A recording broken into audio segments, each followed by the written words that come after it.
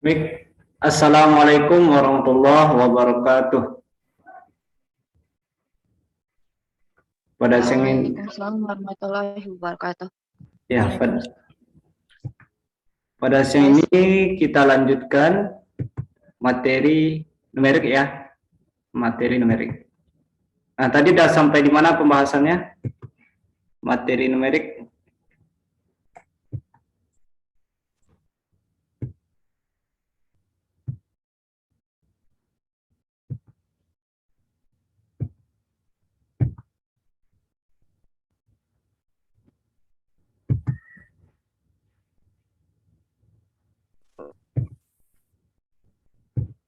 Jadi kita membahas tentang materi soal cerita matematika, yaitu terakhirnya tentang jarak, kecepatan, dan waktu.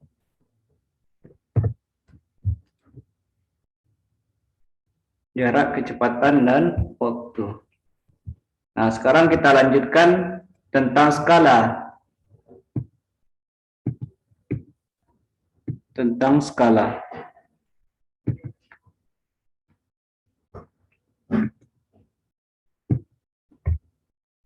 Kita lanjutkan tentang skala. Progress.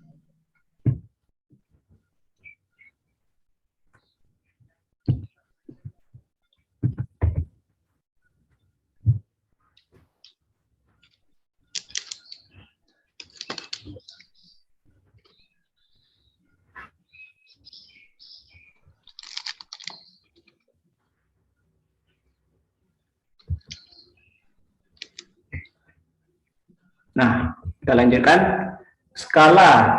Nah, apa rumus skala yang kita gunakan? Itu skala sama dengan ukuran gambar per ukuran sebenarnya.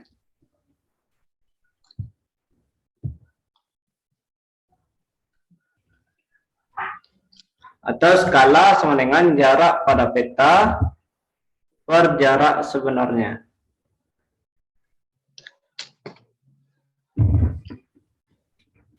Jarak pada peta per jarak sebenarnya.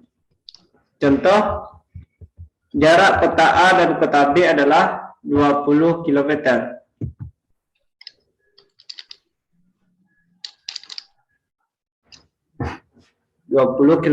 Sedangkan jarak kedua peta pada peta adalah 4 cm. Maka skala yang kita gunakan adalah, nah berarti di sini jarak kota A dan kota B 20 km, berarti jarak sebenarnya ini.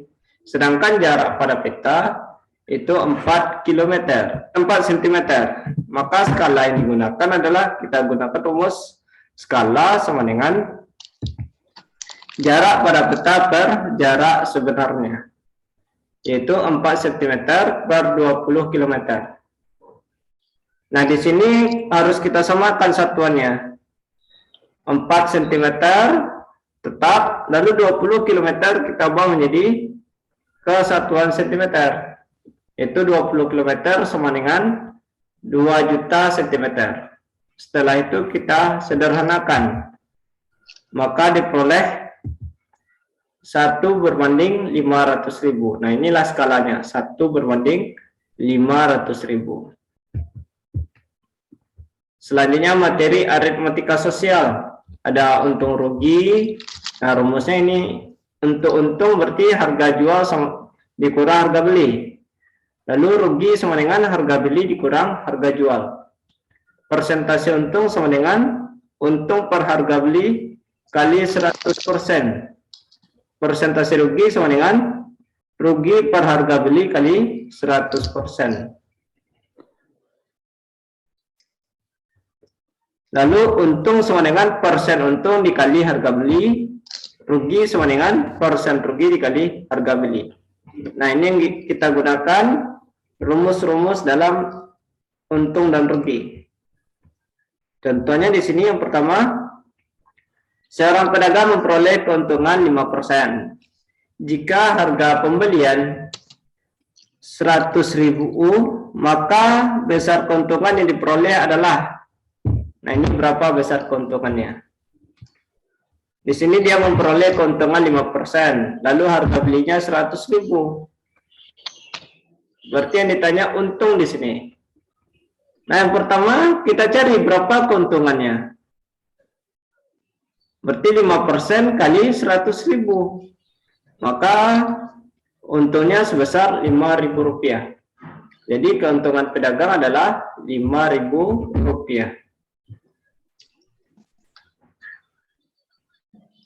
Rp5.000. Selanjutnya, nomor 2, Ali membeli beras 100 kilo seharga 200.000. Beras tersebut kemudian dijual dengan keuntungan 10%. Berapakah harga jual beras per kilogram?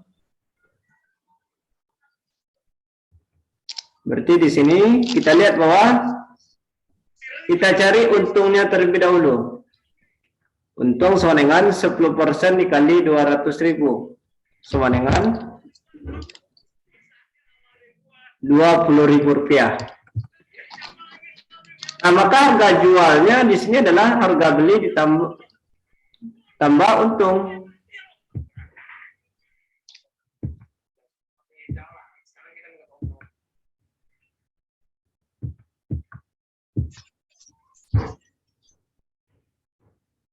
Mohon tidak ada yang menghidupkan mikrofonnya ya, kecuali kalau ada pertanyaan boleh dihidupkan mikrofonnya.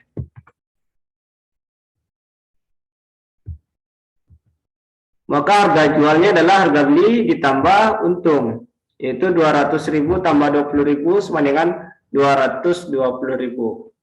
Sehingga harga jual per kilogramnya adalah, nah karena di sini ada 100 kilogram, maka per kilogramnya berarti dibagi 100. 220.000 dibagi 100 sama dengan 2.200.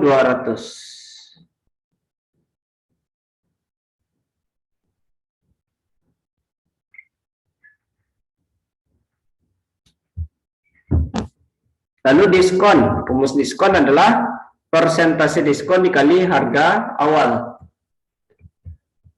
Lalu harga setelah diskon sama dengan harga awal dikurang diskon. Contoh, harga sebuah baju kaos yaitu Rp150.000.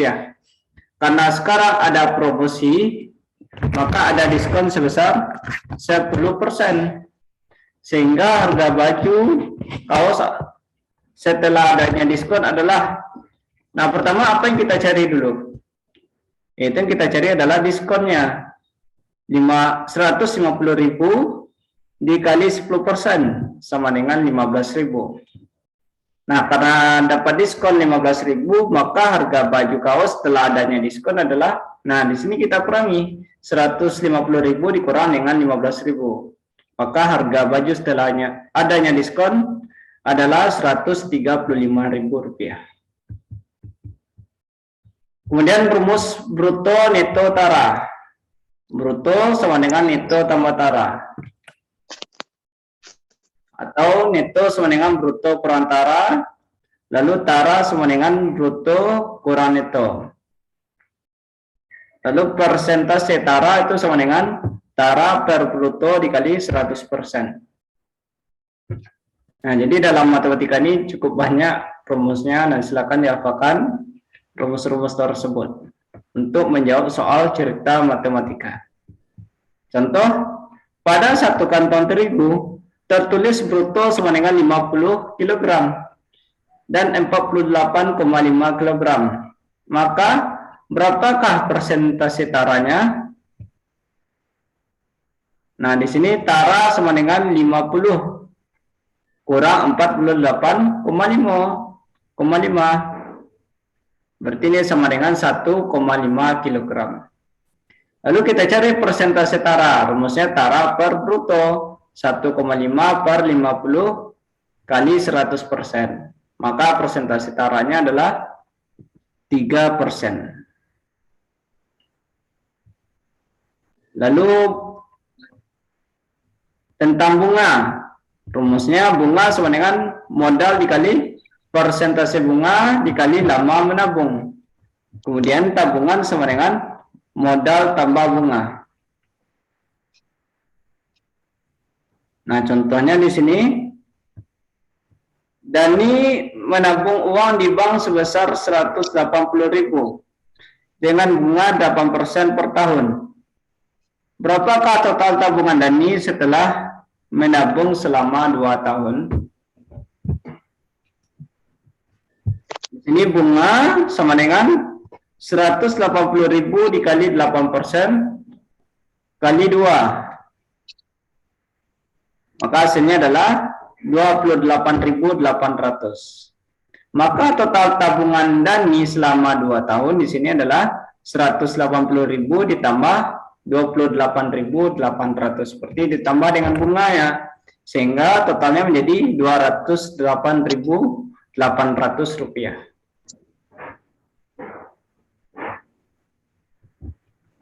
Kemudian rumus pajak, rumusnya adalah penghasilan kena pajak itu sama dengan besar gaji dikurang penghasilan tidak kena pajak.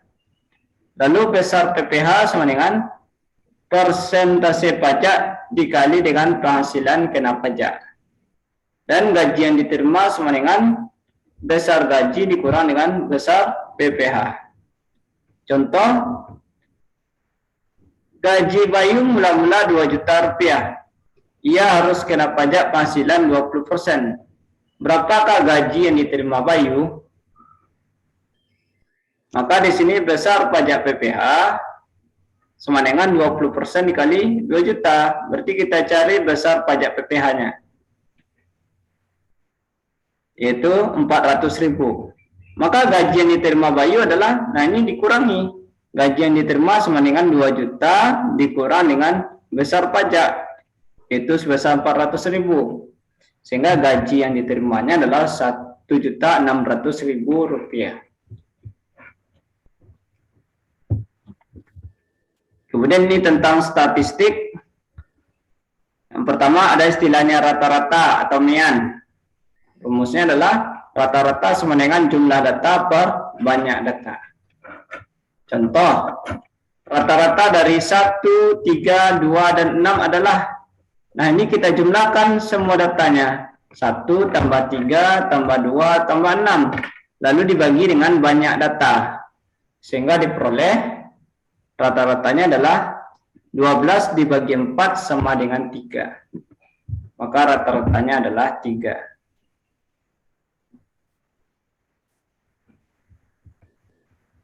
Adapun rata-rata gabungan, misalnya ada dalam bentuk suatu kelompok,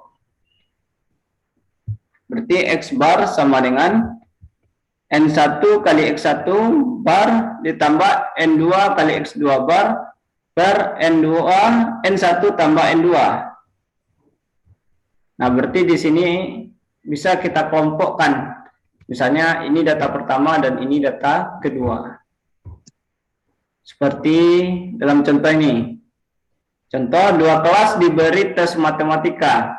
Kelas pertama memiliki 25 siswa dan rata-rata skor tes adalah 86. Kelas kedua memiliki 15 siswa dan rata-rata skor mereka adalah 94. Jika guru menggabungkan nilai tes dari kedua kelas, berapakah rata-rata gabungan dari kedua kelas? Nah, di sini rata-rata gabungannya adalah, berarti kita kelompokkan.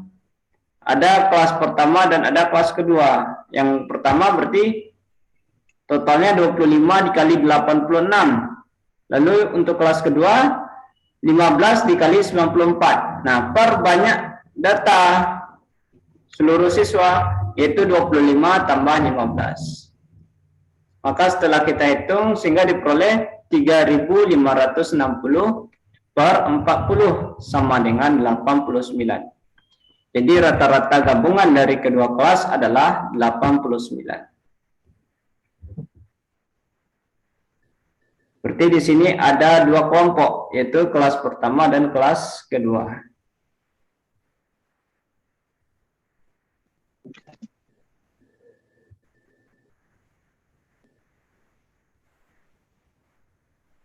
Selanjutnya median, modus, dan rank. Median itu adalah nilai tengah dari suatu kumpulan data yang telah diurutkan. Modus adalah data yang sering muncul. Lalu rank adalah data terbesar dikurang dengan data terkecil. Contoh, tentukan median, modus, dan rank dari 4, 6, 3, 5, 3, 7, 2. Karena kita mencari median, mencari nilai tengah, berarti data ini kita urutkan terlebih dahulu. Sehingga diperoleh urutannya 2, 3, 3, 4, 5, 6, 7. Nah, di sini mana nilai tengahnya? Karena di sini ada sebanyak 7 data, berarti data keberapa yang menjadi median? Mana yang di tengah, yaitu data keempat. Nah, sehingga diperoleh bahwa mediannya sama dengan 4. Adapun modus, nah modus itu adalah yang data yang sering muncul, yang paling banyak muncul, yaitu 3, maka modusnya sama dengan 3. Dan rank adalah data terbesar dikurangi dengan data terkecil, yaitu 7 kurang 2 sama dengan 5. Nah, inilah median, modus, dan rank.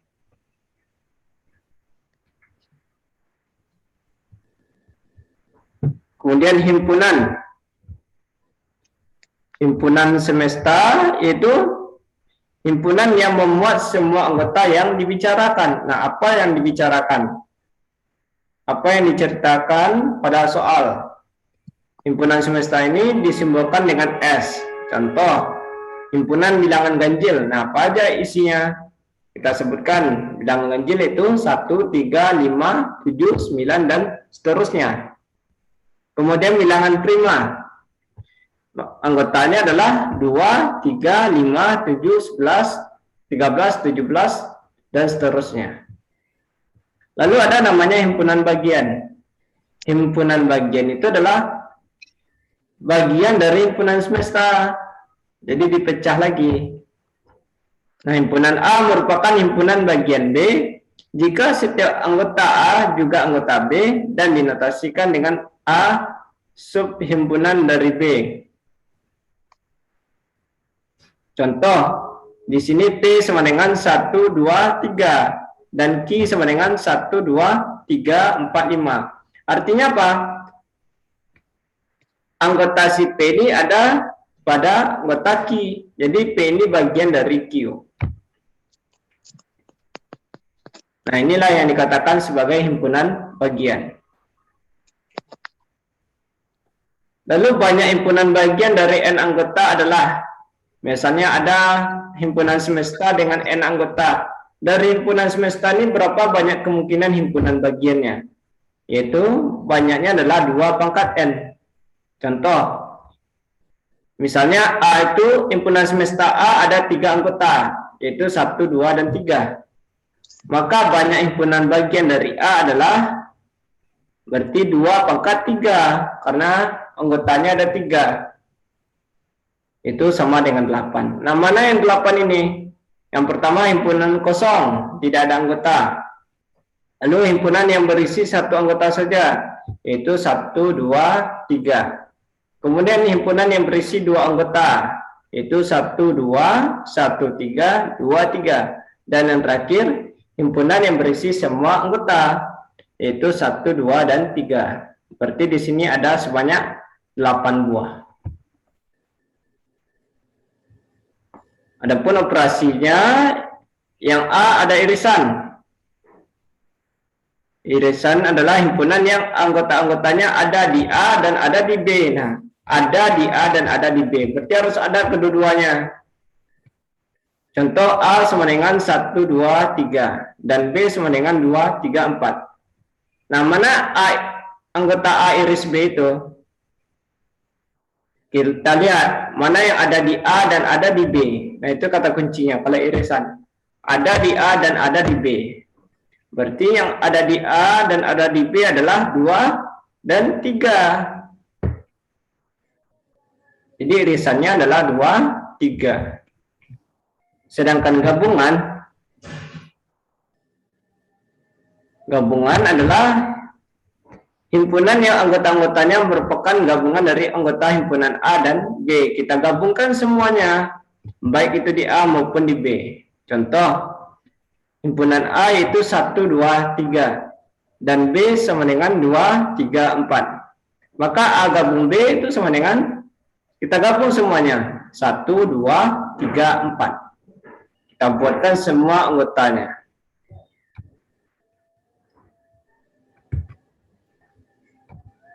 Kemudian selisih.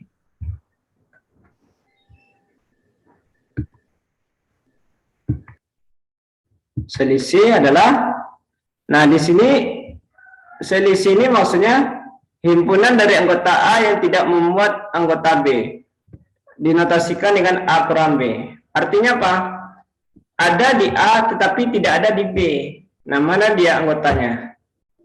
Misal A sama dengan 1, 2, 3. Dan B sama dengan 2, 3, 4. Maka A kurang B sama dengan, nah ciri-cirinya ada di A tetapi tidak ada di B. Artinya dikurangi dengan si B. Tidak ada di B. Maka A kurang B sama dengan 1. Karena 1 ada di A tetapi tidak ada di B. Kalau kita pilih 2, 3, itu ada di A, namun ada juga di B. Sementara syaratnya tidak ada di B. Jadi kata kuncinya ada di A tetapi tidak ada di B.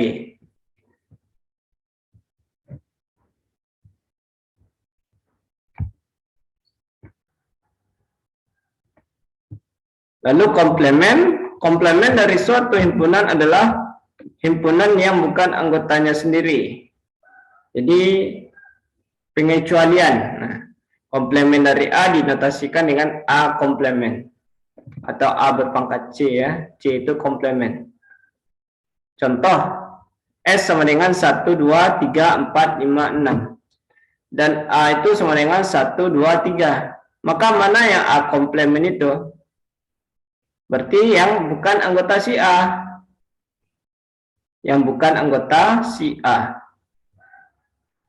Berarti selain A adalah 4, 5, 6. Maka A komplemen sama dengan 4, 5, 6. Nah, inilah operasi dari himpunan. Lalu dalam himpunan pasti ada diagram Venn. Ada menggambar 2 buah lingkaran atau 3 buah lingkaran.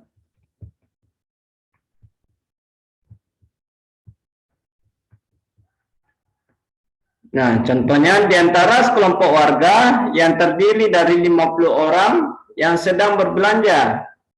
Lalu ada 20 orang membeli buah apel, 25 orang membeli buah mangga, dan 5 orang membeli kedua buah tersebut.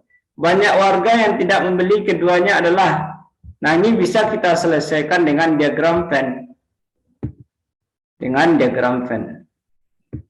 Nah, misalnya kita buat diagram Venn-nya, ini ada 2 buah lingkaran, yaitu ada apel dan mangga.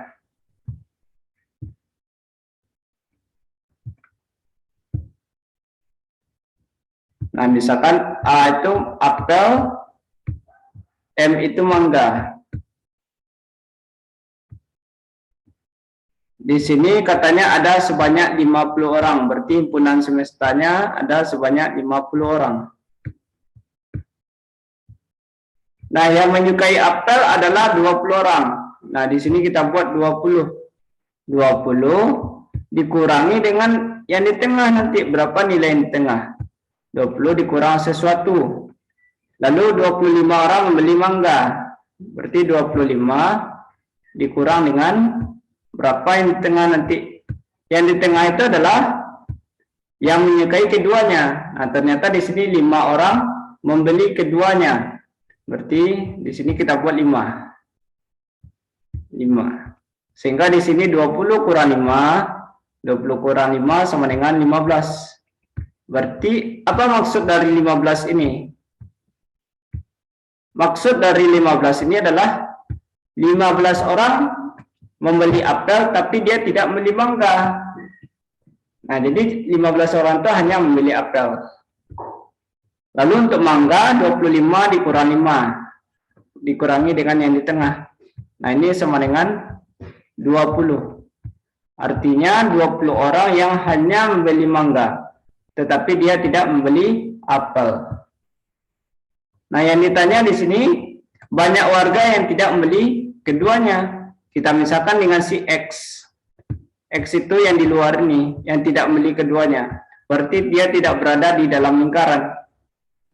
Nah, karena semuanya ada sebanyak 50 orang, berarti 50 dikurangi dengan semua angka yang ada di lingkaran ini.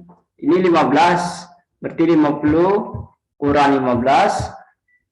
Lalu yang di tengah ada sebanyak 5, berarti dikurangi dengan 5. Kemudian dikurangi dengan 20. 50 kurang 15 kurang 5 kurang 20. Nah, ini sama dengan berapa?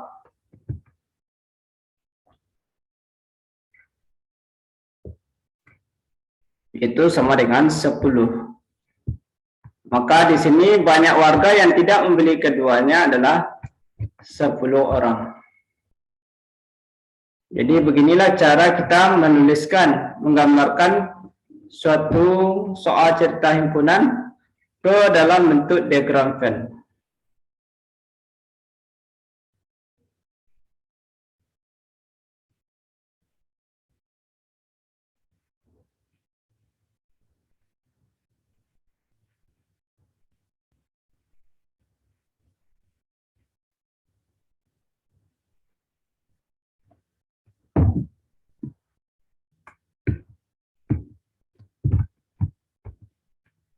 Lalu soal nomor 2, terdapat 120 peserta CPNS. Mereka berhak ikut TKD dan TKB. Hanya 80 peserta yang lulus TKD dan 55 peserta yang lulus TKB. Dan 15 peserta yang tidak mengikuti TKD serta TKB. Jika peserta yang dinyatakan lulus tes CPNS adalah peserta yang lulus TKD dan TKB, maka banyak peserta yang lulus tes CPNS adalah, ini bisa kita buatkan diagram Venn-nya.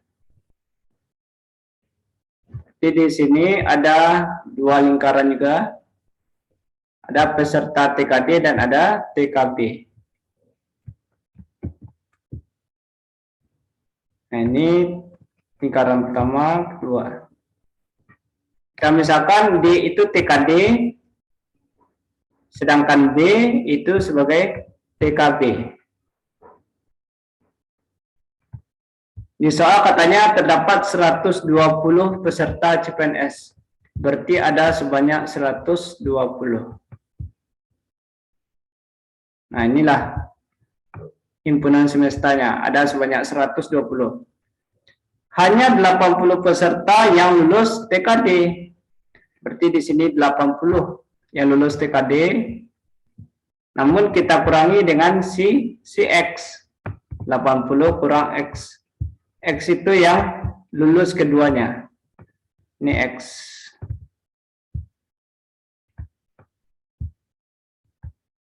Kemudian 55 peserta yang lulus TKB, berarti 55 dikurang X.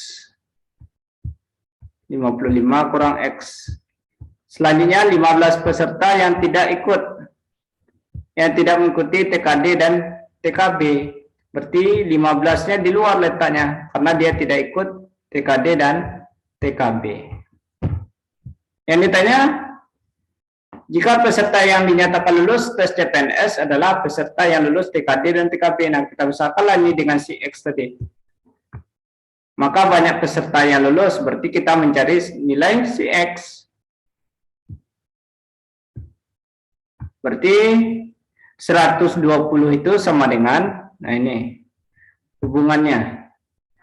120 sama dengan total semuanya.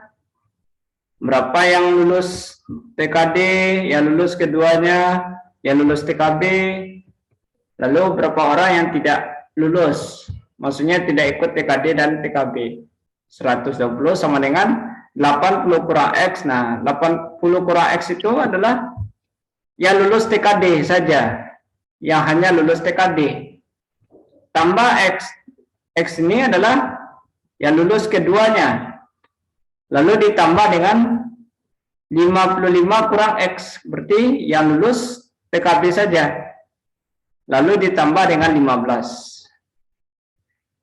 Maka di sini kita peroleh bahwa X sama dengan 30.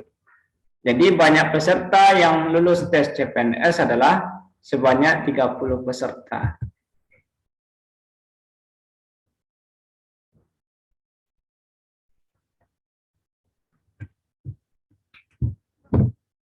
Oh ya, tadi mulainya sekitar pukul 13.50 ya. Pukul 13.50. Karena ada gangguan teknis tadi. Jadi sempat keluar dari Zoom.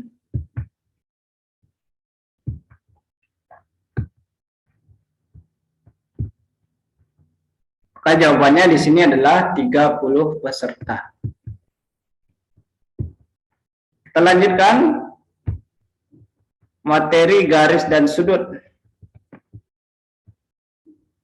Yang pertama ada istilah sudut berpenyiku. Kalau berpenyiku berarti di sana ada sudut siku-siku. Nah, sudut siku-siku ini, dari sudut siku-siku ini ada membaginya, ada garis pembaginya, yaitu garis B. Di sini yang menjadi sudut siku-siku adalah sudut AOC. Yang besarnya adalah 90 derajat. Karena dibagi dengan garis B ini, maka membentuk dua sudut, sudut AOB dan BOC. Nah, sudut AOB dengan BOC inilah yang dikatakan sebagai sudut saling berpenyiku.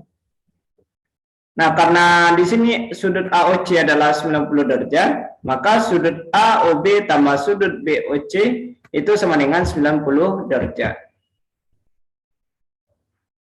Kemudian sudut berpelurus, berarti sudut AOB ini sudut lurus, yang besarnya AOC ya, sudut yang besarnya 180 derajat. Nah, sudut AOC ini dibagi dengan garis B, maka di sini ada dua sudut, sudut AOB dan BOC. AOB dengan BOC inilah yang dikatakan sebagai sudut saling berpelurus. Ketika dijumlahkan, maka itu besarnya adalah 180 derajat. Nah, ini bisa kita gunakan sifat-sifat untuk menyelesaikan soal yang berhubungan dengan garis dan sudut. Lalu dua garis sejajar yang dipotong oleh satu garis. Misalnya ada dua garis di sini. Dua garis, lalu dipotong dengan satu garis miring. Nah, dua garis yang tadi itu dia sejajar. Nah, dipotong dengan satu garis. Maka terbentuklah beberapa wilayah, beberapa daerah. Lalu ada istilah sudut dalam berseberangan. Sudut dalam berseberangan, mana yang di dalam dan mana yang di luar. Kalau yang di dalam berarti yang ini. Nah, ini yang di dalam. A4, A3, A4, B1, B2. Ini yang dikatakan dengan di dalam. Sedangkan yang lainnya adalah dikatakan sebagai sudut luar. Kalau berseberangan berarti berlawanan, berseberangan. Contoh sudut dalam berseberangan berarti A3 dengan B1. Nah, ini besarnya sama, A3 sama dengan B1. Lalu sudut A4 itu sama besarnya dengan sudut B2.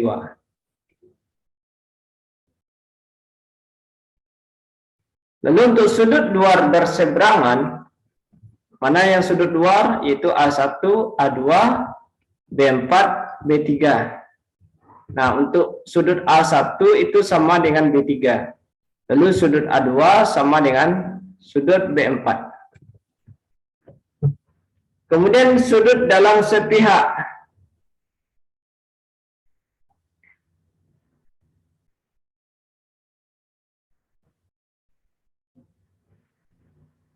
Sudut dalam sepihak.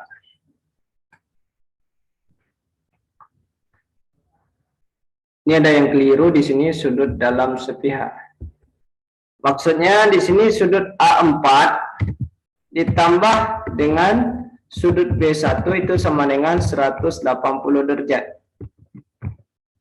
Lalu sudut A3 ditambah dengan sudut B2 itu sama dengan 180 derajat.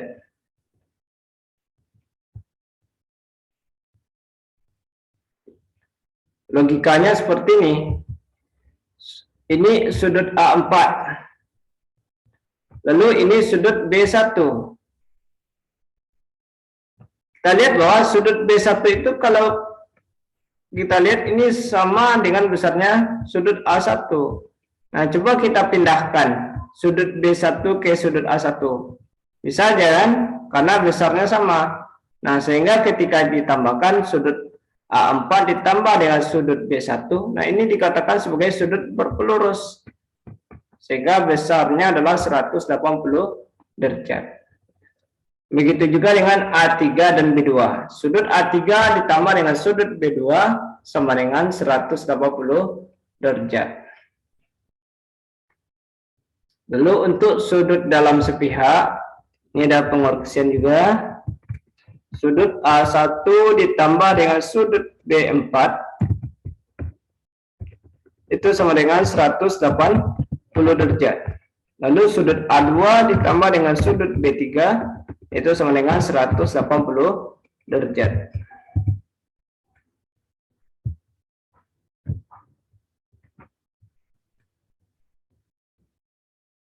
Kita lihat contoh soal.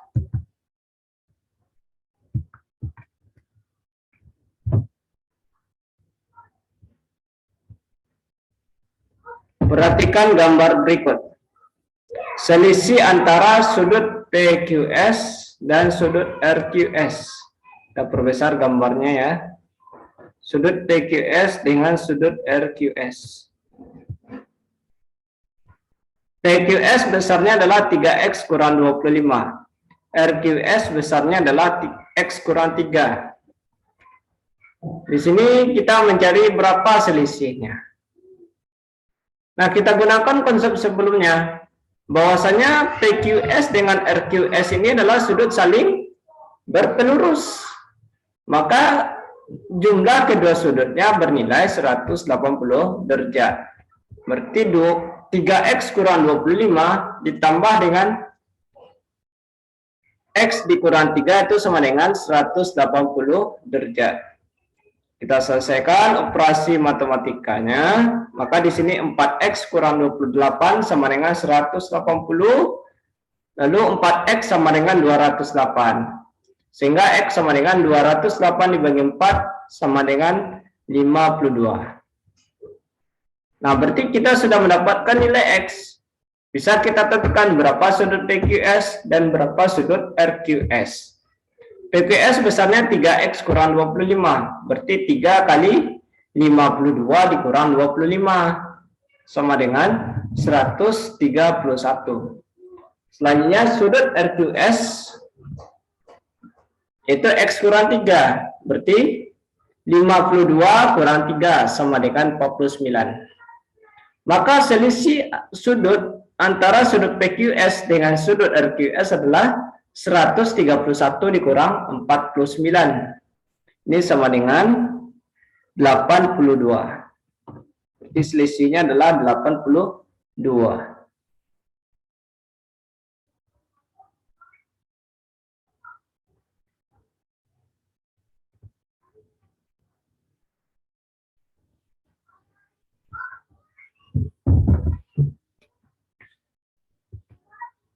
Contoh yang kedua, diketahui besar sudut P 45 derajat dan sudut Q adalah 25 derajat.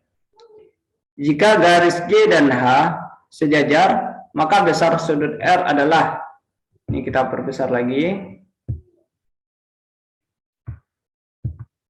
Ini pembahasannya.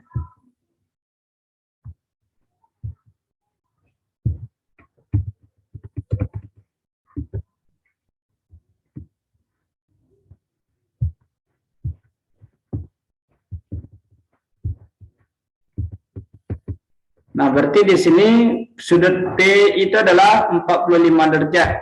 Sudut Q adalah 25 derajat. Yang ditanya sudut R. Nah, sudut R ini kita lihat di pembahasan. R ini kita bagi dengan suatu garis yang sejajar dengan garis G dan H. Katakanlah ini R1 dan R2. Maka sudut P dengan sudut R1 ini dikatakan sebagai sudut berseberangan dalam. Sehingga sudut P sama dengan sudut R1 sama dengan 45. Lalu sudut Q dengan sudut R1 itu juga dengan sudut R2 itu merupakan sudut dalam berseberangan.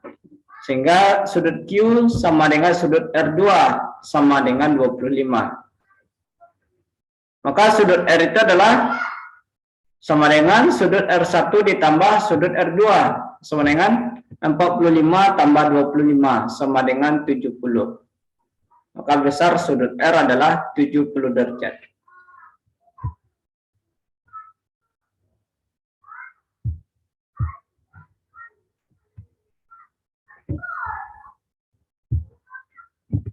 Lalu kita masuk bagian bangun datar. Ini bisa dihafalkan ya Bapak Ibu. Yang pertama ada namanya persegi, rumusnya adalah keliling sama dengan 4 kali sisi. Luas persegi adalah sisi kali sisi. Lalu persegi panjang itu kelilingnya 2 kali panjang tambah lebar, luasnya panjang kali lebar. Kalau belah ketupat, berarti di belah ketupat dan layang itu ada diagonal. Kalau kelilingnya itu sama, kita jumlahkan semua sisi yang ada di luar. AB tambah BC tambah CD tambah AD. Adapun luasnya, baik itu belah ketupat maupun layang, rumusnya adalah setengah kali diagonal 1 dikali dengan diagonal 2. Diagonal 1 dengan diagonal 2 ini adalah garis putus-putus ini yang saling tegak lurus. Lalu jajar genjang, rumusnya adalah keliling sama dengan jumlah semua sisi yang di luar. Sedangkan luasnya adalah alas kali tinggi. Untuk trapesium, keliling adalah jumlah semua sisi. Dan luasnya adalah jumlah sisi sejajar. Nah, mana sisi sejajar di sini? Yaitu AB dengan CD. Berarti AB tambah CD per 2 kali tinggi. Nah, tingginya ini adalah tinggi yang tegak lurus dengan alas. Di sini alasnya AB. Berarti kita buat suatu garis lurus yang tegak lurus dengan garis AB ini, dengan alasnya. Inilah yang dikatakan dengan tinggi dari trapesium. Berarti luasnya adalah AB tambah CD per 2 kali tinggi. Untuk keliling, itu keliling adalah jumlah semua sisi, itu AB tambah BC tambah AC. Sedangkan luasnya adalah setengah kali alas kali tinggi. Untuk lingkaran, rumusnya keliling sama dengan 2VR sama dengan VD. Dan luas sama dengan VR kuadrat. VR kuadrat. Contoh soal di sini.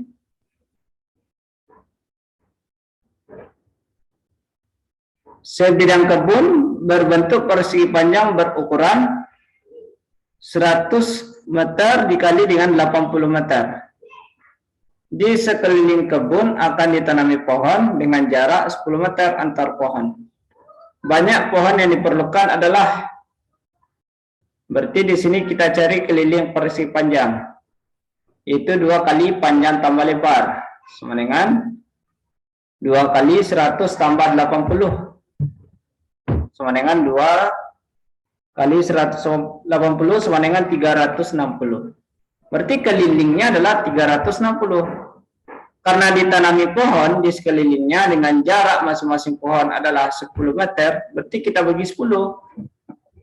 Sehingga banyak pohonnya adalah 360 dibagi 10 sama dengan 36 pohon. Ini contoh soal aplikasi dari bangun datar.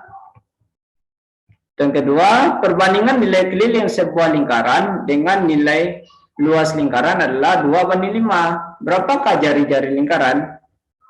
Diketahui di sini keliling berbanding luas sama dengan 2:5. Kita masukkan rumusnya. Rumus keliling adalah 2VR. Rumus luas adalah VR kuadrat. Jadi 2VR per VR kuadrat sama dengan 2/5. Nah, ini bisa kita coret VR-nya. Sehingga diperoleh 2/R sama dengan 2/5. Atau R sama dengan 5. Maka jari-jari lingkarannya adalah 5.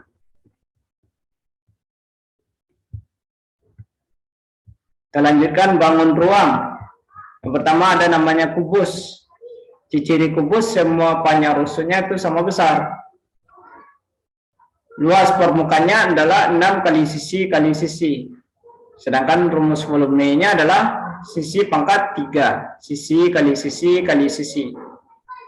Kemudian balok, ciri balok itu ada panjang, ada lebar, ada tinggi. Rumus luas permukaannya adalah 2 kali dalam kurung panjang kali lebar, tambah panjang kali tinggi, tambah lebar kali tinggi. Kalau volumenya itu sama dengan panjang kali lebar kali tinggi. Selanjutnya rumus prisma. Ciri prisma itu adalah alas dan atap itu bentuknya sama. Kalau prisma segitiga berarti alas dengan atapnya berbentuk segitiga.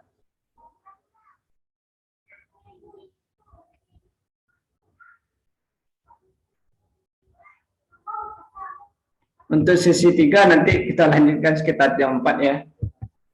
Jadi kita ada jeda istirahatnya.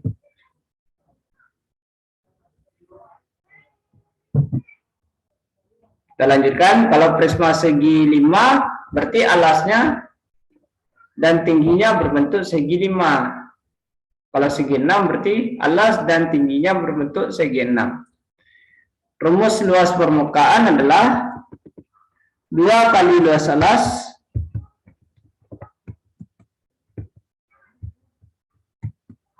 ditambah dengan luas sisi tegak.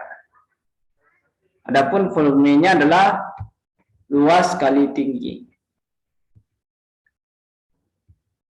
Luas alas kali tinggi. Kemudian bangun limas. Ciri-ciri limas itu adalah kalau prisma itu bentuk atapnya sama dengan bentuk alas. Tetapi kalau limas itu bentuk atapnya hanya berupa titik puncak. Jadi semua titik pada masing titik sudut di alas, semua titik sudut ini di alasnya itu dia berkumpul pada suatu titik puncak. Nah, itulah yang dikatakan dengan limas. Kalau limas segitiga berarti alasnya berbentuk segitiga. Kalau limas segi 4 berarti alasnya berbentuk segi 4. Sedangkan atapnya itu hanya berupa titik puncak. Nah, itulah perbedaan antara prisma dengan limas. Luas permukaannya adalah luas alas ditambah dengan luas selimut. Luas selimut inilah luas yang mengelilinginya, bangun limas tersebut. Kemudian untuk rumus volumenya adalah 1/3 kali luas alas kali tinggi. Lalu bangun tabung. Rumusnya adalah rumus luas permukaan yaitu 2VR kali R tambah T. Sedangkan rumus volumenya adalah 1/3 VR kuadrat T. Oh ya, rumus volume tabung ya. Luas permukaannya 2VR kali R tambah T, sedangkan volumenya adalah VR kuadrat T. Kalau rumus untuk kerucut, luas permukaannya adalah VR kali R tambah S, dan volumenya adalah 1/3 VR kuadrat T. Untuk bola itu luas permukaannya adalah 4 VR kuadrat dan volumenya 4/3 VR pangkat 3. Contoh soal yang pertama, jika luas permukaan kubus adalah 384 cm kubik cm², maka volume kubus adalah, berarti luas permukaan kubus itu 6 kali sisi. Karena luas permukaannya 354, maka ini sama dengan 354 sama dengan 6S². Berarti S² sama dengan 384 bagi 6 sama dengan 64. Sehingga S sama dengan akar 64 sama dengan 8. Berarti panjang rusuknya sama dengan 8. Kemudian volumenya adalah sisi kali sisi kali sisi. 8 kali 8 kali 8 sama dengan 512 cm3.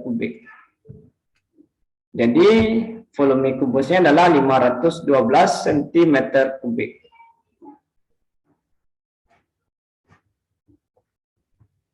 Kemudian volume sebuah tabung adalah 486 V cm3. Jika tinggi tabung adalah 6 cm, maka total luas permukaan tabung, bagian alas dan atap tabung. Berarti di sini kita hanya mencari luas permukaan tabung yang dihitung hanya bagian alas dan atapnya saja. Berarti luas yang tegaknya nggak perlu kita hitung. Nah, kita lihat di sini rumus volume tabung adalah VR² T. Maka ini menjadi 486 V sama dengan VR². Nah, T-nya 6 ya, dikali 6. Atau 486 V sama dengan 6 VR². Berarti R² sama dengan 486 V dibagi dengan 6 V. R² sama dengan 81, atau R sama dengan akar 81 sama dengan 9. Maka jari-jarinya sama dengan 9. Selanjutnya kita mencari luas permukaan tabung. Nah, yang dihitung di sini hanya bagian alas dan atap. Apa bentuk alas tabung? Apa bangunan datarnya? Itu berbentuk lingkaran. Karena alas dan atapnya berbentuk lingkaran, berarti luas permukaannya di sini adalah 2 kali luas lingkaran. Itu 2 kali VR². R-nya di sini adalah 9. Maka luas permukaannya adalah 2 kali V kali 9² sama dengan 162 V. Ya, sampai di sini apakah ada pertanyaan?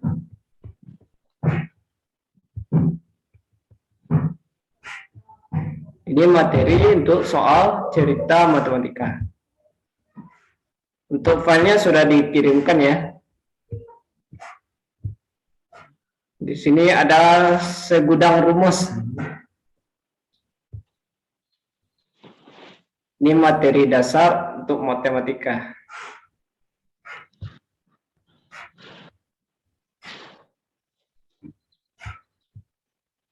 Apakah ada pertanyaan?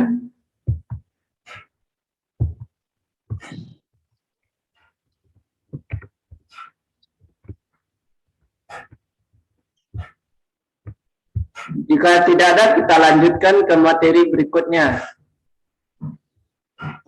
Nah, kemampuan verbal sudah, kemampuan numerik sudah, berarti terakhir kemampuan figural atau gambar. Pada kemampuan figural atau gambar, itu jenis soalnya ada 3 macam. Ada namanya ketidaksamaan, ada namanya serial atau deret, dan ada namanya analogi gambar.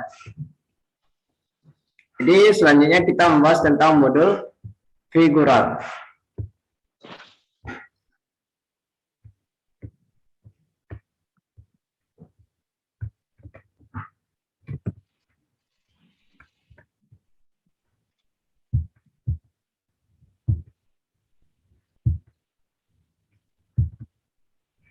Nah, kode kemampuan figural. Model pertama itu klasifikasi gambar. Pengelompokan gambar. Pada tes klasifikasi gambar, peserta dituntut untuk menentukan satu gambar yang berbeda dari gambar lainnya yang memiliki kesamaan. Nah, kesamaan tersebut dapat berupa kesamaan bentuk, kesamaan jumlah benda, kesamaan warna benda, atau kesamaan rotasi atau arah putaran. Nah, pada titik soal ini biasanya diberikan beberapa gambar. Misalnya kalau dia opsinya dari A sampai E berarti ada 5 gambar. Nah, dari 5 gambar itu kita cari mana gambar yang berbeda. Berarti ada satu gambar yang berbeda dari yang lainnya. Berarti 4 gambar lainnya bermakna sama. Maksudnya yang sama itu mungkin seperti ini. Sama bentuknya, sama jumlah bendanya, sama warna bendanya, atau sama rotasi atau arah perputarannya. Contohnya di sini, pilihlah gambar yang berbeda dari ini. Mana gambar yang berbeda di sini? Nah, pada pembahasannya kita lihat di sini masing-masing terdapat 3 gambar yang berbeda. 3 gambar yang berbeda. Sementara pada pilihan D itu terdapat 2 gambar yang sama. Nah, ini. Gambar di tengah sama dengan gambar yang di belakangnya. Jadi pengelompokannya di sini setiap gambar itu harus berbeda. Sementara pilihan D tidak, ada 2 gambar yang sama. Di sini kita mengklasifikasikannya dengan kesamaan bentuk. Contoh yang kedua, pilihlah gambar yang berbeda.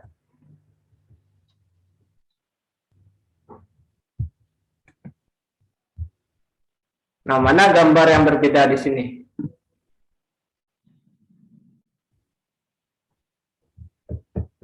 Gambar yang berbeda di sini adalah gambar pada pilihan A. Kenapa? Karena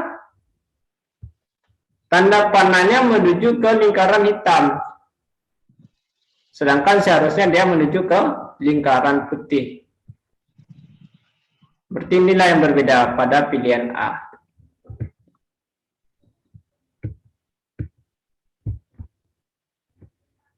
Lalu deret gambar atau serial gambar.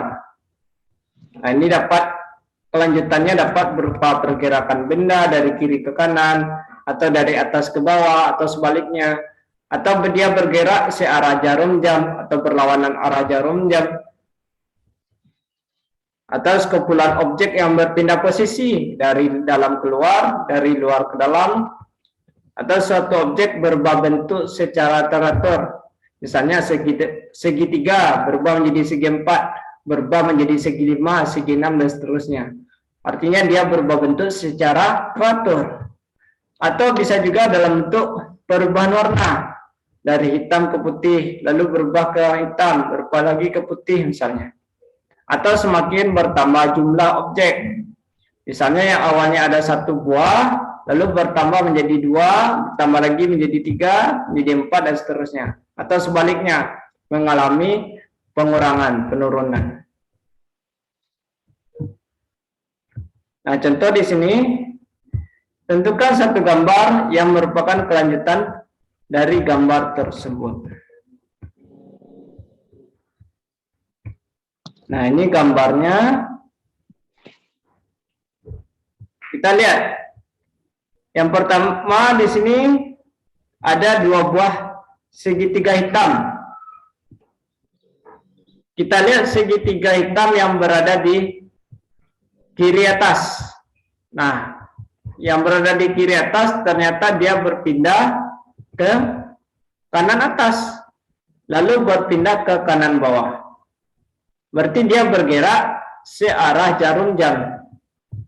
Searah jarum jam. Maka pada gambar selanjutnya, segitiga yang berada di kanan bawah berpindah ke kiri bawah. Adapun untuk segitiga yang lainnya, segitiga hitam lainnya, berarti ini dia berada di dalam belah ketupat ya.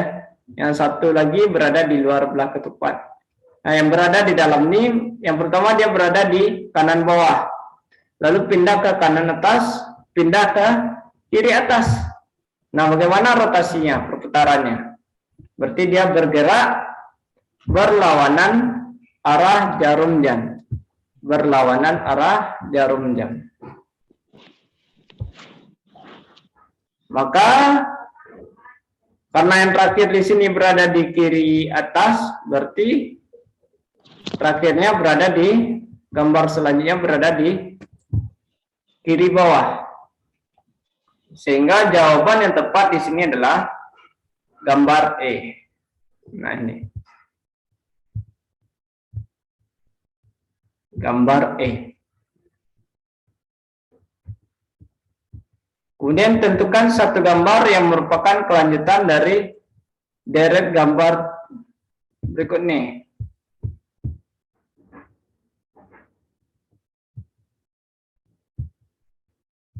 Nah, ini. Bagaimana pola deret dari gambar tersebut?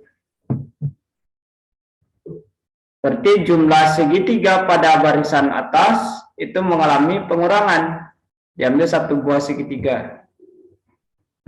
Yang awalnya itu 7, kemudian 6, kemudian 5. Maka yang terakhir ini menjadi 4 segitiga yang di bagian atas. Sedangkan yang di bagian bawah itu yang pertama dia berjumlah 2 buah segitiga, lalu bertambah satu lagi menjadi 3, menjadi 4, dan seterusnya menjadi 5, berarti dia meningkat. Artinya yang di atas itu selalu berkurang, yang di bawah selalu bertambah.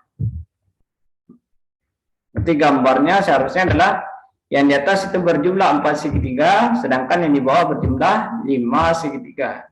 Maka pilihan yang tepatnya di sini adalah gambar B.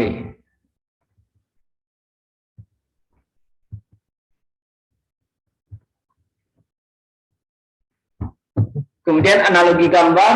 Nah, pada tes ini kita menentukan hubungan dua gambar. Sama hanya dengan analogi verbal. Kalau ada analogi verbal, itu kita menentukan hubungan 2 kata atau 3 kata.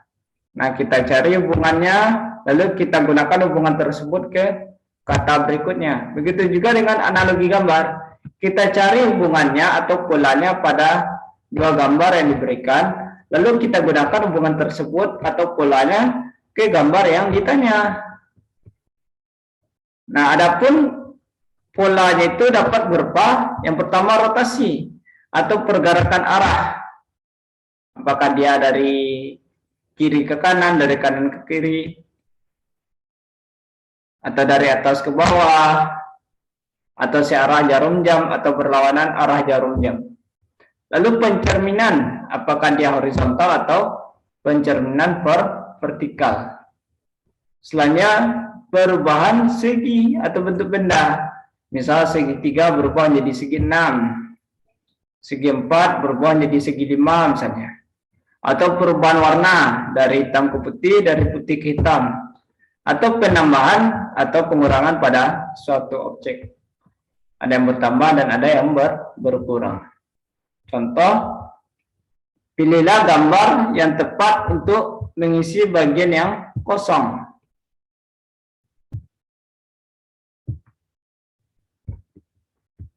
Nah, ini pembahasannya. Kotak hitam bergerak berlawanan arah jarum jam. Mana kotak hitam? Kotak hitam di sini bergerak berlawanan arah jarum jam. Lalu kotak putih bergerak searah jarum jam dan melangkahi satu sudut. Kotak putih melangkahi satu sudut. Maka untuk gambar yang di bawah ini, berarti kotak hitam yang awalnya berada di kanan atas, karena dia bergerak berlawanan berlawanan arah jarum jam, berarti gambar selanjutnya berada di kiri atas. Berarti hanya ada di gambar D. Adapun untuk kotak putih, dia bergerak searah jarum jam dan melangkahi satu sudut. Maka berada di tengah bagian kiri. Sehingga gambaran tepat di sini adalah D.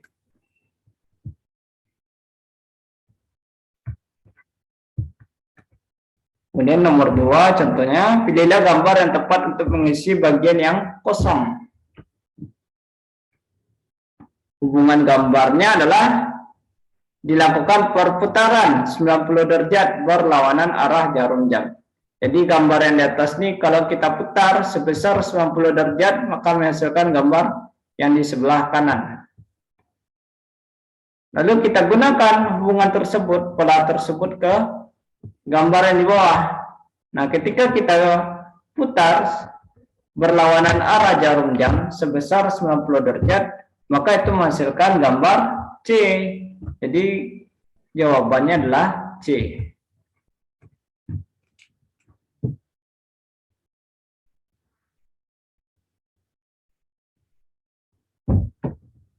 Nah, apakah ada pertanyaan? Ini materi tentang kemampuan figural.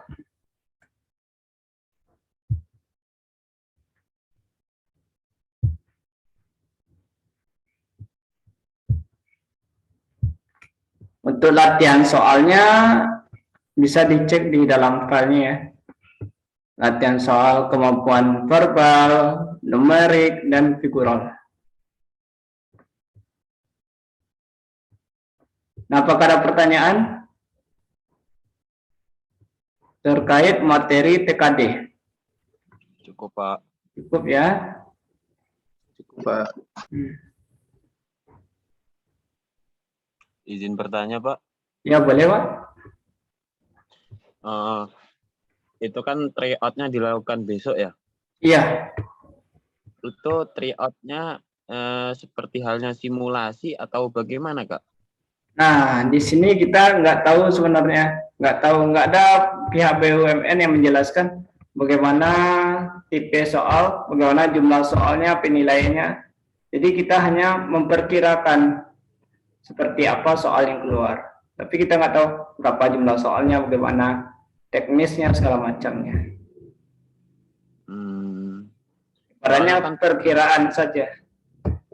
Ini, Kak, soalnya pernah mengikuti kayak tryout yang ada di Telegram ya, Kak ya. Kayak Iya. tryout. Kayak ada web sendiri, terus kita kayak seolah-olah kita tes gitu loh, Pak, di depan komputer gitu kan. Iya, betul, Pak. Atau ini tryout-nya besok atau begitu atau bagaimana, Pak? Ya, sama sepertinya dengan tryout akbar yang diadakan kemarin itu ya. Yang kita lihat itu gimana bentuk soalnya.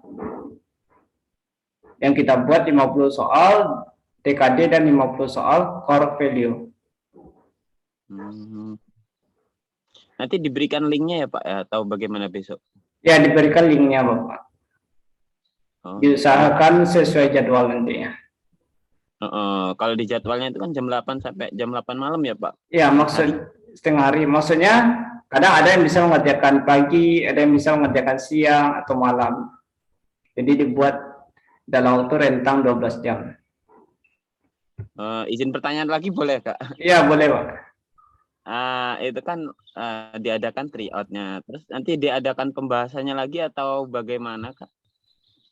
Kalau untuk pembahasan kita kirimkan PDF-nya, Kak. Oh ya, nanti kita diperlihatkan nilai kita ya, Kak ya. Mana yang salah, mana yang benar gitu ya. Iya, betul. Gitu. Nanti dari pembahasannya kelihatan. Kita sendiri yang nyocokin atau dari pihak kakaknya sendiri? Dari linknya sendiri atau bagaimana, Pak? Dikirimkan filenya, Pak. Oh, berarti nanti ada yang salah enggaknya nanti kita yang nyocokin sendiri ya, Kak ya? Nah, kalau pada saat tryout itu langsung keluar ini jawaban yang benar, ini jawaban yang salah. Oh, begitu kita salah langsung dibenarkan nanti, Pak ya? Langsung dikasih tahu, oh ini jawaban yang benarnya. Oh, terima kasih, Pak. Iya. Hanya tadi sekedar penasaran aja sih untuk tryout besok itu kan aku pikir pakai link enggak, terus nanti koreksinya kayak mana kan tanya dulu sama kakaknya ini kan. Iya, Kak. Hampir sama halnya dengan tryout akbar kemarin. Kalau tryout akbar kemarin itu kita hanya bisa melihat skornya saja. Tapi jawaban yang benarnya nggak muncul. Nah, kalau di sini muncul jawaban yang benar, lalu dikirimkan pembahasannya. Nah, kalau soal ini seperti ini jalannya, seperti ini penjelasannya. pembahasannya. Maaf Kak, tadi saya mengiranya tadi soalnya dikirimkan lewat lewat PDF terus kita jawab gitu. Saya kira begitu tadi Pak, maaf. Enggak, Pak. Nanti dikirimkan linknya. Iya Pak, terima kasih kalau Ya. begitu. Ya Kak, sama-sama Kak. Apakah ada pertanyaan yang lainnya dari kakak yang lainnya?